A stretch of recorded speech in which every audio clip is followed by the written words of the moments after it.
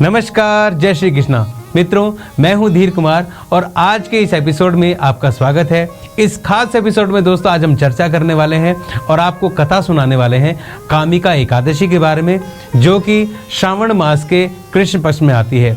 अब इस एकादशी का फायदा क्या है, इस एकादशी के व्रत करने से आपको क्या क्या फल मिल सकता है और एकादशी का जो व्रत है उसमें आपको क्या क्या करना चाहिए, ये मैं आपको इस वीडियो में बताऊंगा। इससे पहले मैं आगे बढ़ूंगा, आपसे रिक्वेस्ट ये है कि जैसा आपने हमारे सारे वीडियोस को प्यार दिया है, कमेंट किए हैं, उनको लाइक किया और शेयर किया है, वैसे आप इस वीडियो को लाइक कीजिए, शेयर कीजिए और चैनल पे अगर आप नए आए हैं तो इसको सब्सक्राइब कर दीजिए ताकि ज़्यादा से ज़्यादा लोग इस वीडियो को देख सकें। चलिए शुरू करते हैं और बताते हैं आपको कामिका एकादशी के बारे में। एक बार जब देवशयनी एकादशी की कथा भगवान श्री कृष्ण ने सारे पांडवों को सुनाई, तब अर्जुन ने हाथ जोड़कर उनसे कहा कि देवशयनी एकादशी तो चली गई, आप बताइए कि श्रावण मास की जो पहली एकादशी है वो कौन सी एकादशी है और उसका व्रत करने से फायदा क्या होता है। भगवान श्री कृष्ण ने कहा कि आपको ये जो मैं कथा सुनाने जा रहा हूँ इसको पितामह ने, यानी कि जो आपके पितामह थे भीष्म थे, उन्होंने श्री नारद जी के कहने पर उनको सुनाई थी। एक समय की बात है जब नारद जी सारे लोकों में विचरण करते हुए घूमते हुए पृथ्वी लोक पर आए तो उन्होंने पितामह से भेंट की और पितामह से उन्होंने पूछा कि आप कृपया करके मुझे श्रावण मास में आने वाली जो कृष्ण पक्ष की एकादशी है उनके बारे में बताइए, उसकी कथा के बारे में बताइए। तब पितामह प्रसन्न हो गए और पितामह ने नारद जी से कहा कि आपने जिस एकादशी के बारे में पूछा है उसका विस्तार मैं आपको बताऊंगा और उसके विस्तार से, उसकी कथा से संसार का कल्याण हो जाता है। जो मनुष्य इस एकादशी को, जिसका नाम है कामिका एकादशी, इसके व्रत करते हैं उनको वाजपेय व्रत का जो है फल मिलता है। जैसा कि आपने सुना होगा कि सूर्य ग्रहण और चंद्र ग्रहण के समय कुरुक्षेत्र में और नदियों में स्नान करने से जो पुण्य प्राप्त होता है वो इस एकादशी के व्रत करने से प्राप्त होता है। रत्न जड़ित श्रृंगार किया हुआ बछड़ा किसी को दान करने से जो पुण्य प्राप्त होता है वो इस व्रत को करने से पुण्य आपको प्राप्त होता है। जो मनुष्य इस व्रत को करता है, कामिका एकादशी को व्रत करता है, उसको असमय यमराज के दर्शन नहीं होते और उसको अंत समय में किसी प्रकार के नरक के भोगने की आवश्यकता नहीं रहती। वो संसार में सुखी रहता है और लोगों से अलग रहता है। जैसे कि कमल का फूल कीचड़ में रहता है, यानी कि बुराइयों से दूर रहता है, ऐसा ही व्यक्ति जो कि इस व्रत को करता है वो कमल के समान इस संसार में रहता है, बुराइयों से दूर रहता है। अगर इस दिन आप तुलसी दल से, यानी कि तुलसी के पत्तों से, तुलसी के 9 पत्तों से भगवान विष्णु की पूजा करते हैं तो इसमें जो आपका जो फल मिलता है इस व्रत का वो कई हजार गुना मिलता है। भगवान विष्णु बहुत प्रसन्न हो जाते हैं।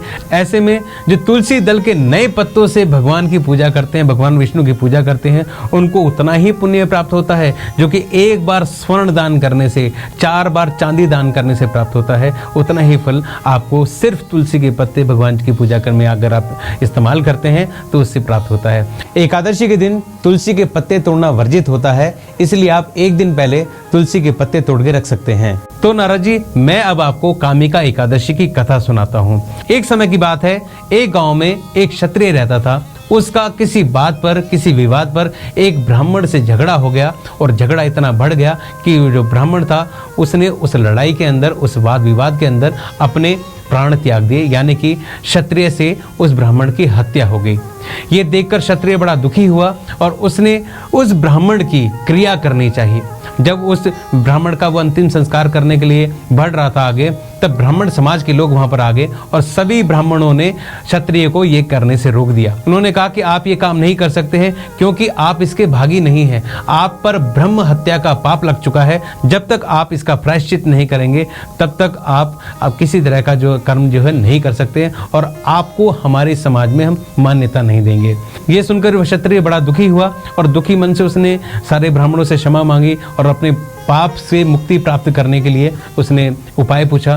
ब्राह्मणों को उस पर दया आ गई और उन्होंने बताया कि अगर आप श्रावण मास के कृष्ण पक्ष में आने वाली जो एकादशी है उसकी अगर आप पूजा करते हैं, उसमें अगर आप व्रत करते हैं तो आपसे जो ब्रह्म हत्या हुई है उसका पाप मिट जाएगा। श्रावण मास आया तब उस क्षत्रिय ने एक कामिका एकादशी का व्रत किया और इस व्रत के करने से वो ब्रह्म हत्या के पाप से मुक्त हो गया।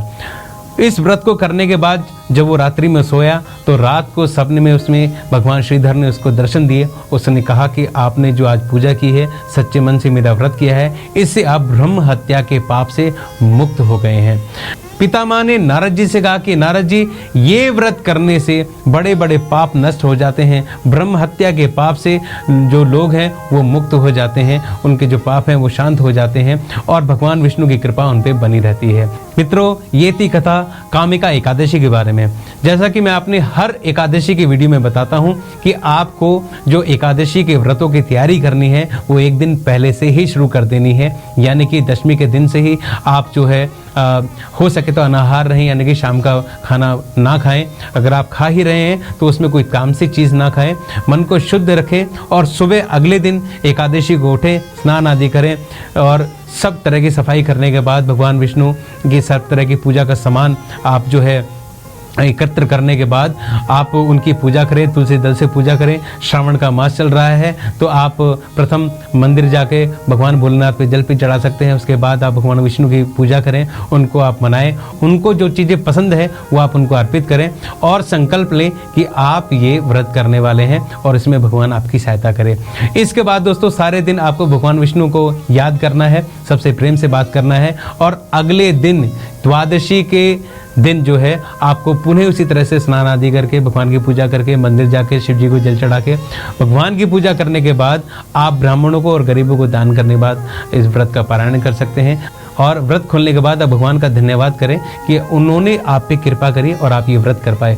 मित्रों, आशा है कि आपका वीडियो बहुत ही प्रेरणादायी रहा होगा। अगर आपको वीडियो पसंद आया तो आपसे रिक्वेस्ट है कि आप कमेंट करके मुझे अपने विचार बता सकते हैं। अगर आप किसी और एकादशी के बारे में या फिर किसी व्रत के विधान पूछना चाहते हैं तो भी आप कमेंट कर सकते हैं। अगर आप हमसे हमारी सोशल मीडिया अकाउंट से जुड़ना चाहते हैं तो उसका लिंक मैंने डिस्क्रिप्शन में दे दिया है, वहां से आप हमारे इंस्टाग्राम और फेसबुक पेज पर जा सकते हैं। दोस्तों, इस वीडियो को ज़्यादा से ज़्यादा फैलाएं ताकि ज़्यादा से ज़्यादा लोग इस वीडियो को देखें और इस वीडियो से लाभ प्राप्त कर सकें। अगर आप हमारे चैनल पर नए आए हैं तो इसको सब्सक्राइब जरूर कीजिए। इसी के साथ दोस्तों मैं धीर कुमार आपसे अनुमति चाहूँगा, जल्दी ही मिलूंगा आपसे एक नए व्रत के साथ, नए विधि के साथ, नए विधान के साथ। जय श्री कृष्णा।